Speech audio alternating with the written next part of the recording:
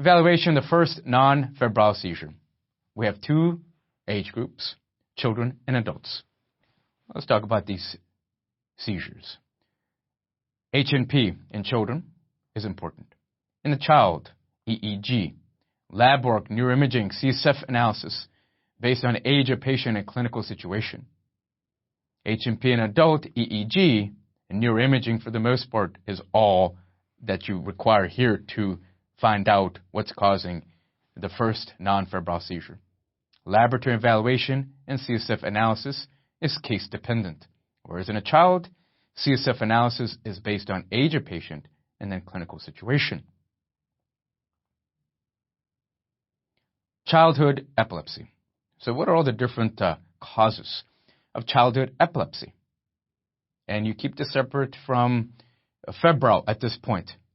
Obviously, I need to put it in as well, but febrile seizure, remember the fever itself could be the possible trigger for the seizure. The fever could be the trigger for this seizure. The toxic metabolic disturbances such as hyponatremia, hypocalcemia, look at the electrolytes. I want you to focus upon hypomagnesemia. Hypomagnesemia. So you'll notice all these are hypos. I want you to focus on my hypomagnesemia, and the reason for that later on, or could be asked, that if you want to control the seizures, sometimes the first line of quote-unquote drug or treatment would be magnesium sulfate. And this, of course, you should know for the setting of eclampsia. Focus on hypomagnesemia, please. Genetic factors of childhood epilepsy, multiple defects in metabolic pathways, and other genetic diseases.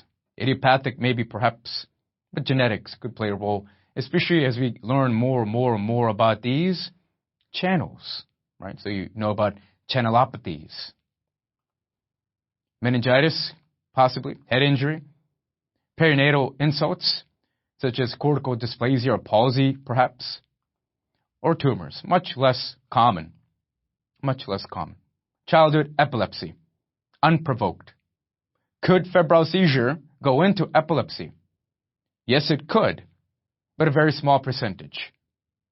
Hopefully, as we're moving through here, you're gaining a clear understanding of what you need to know for seizures in general.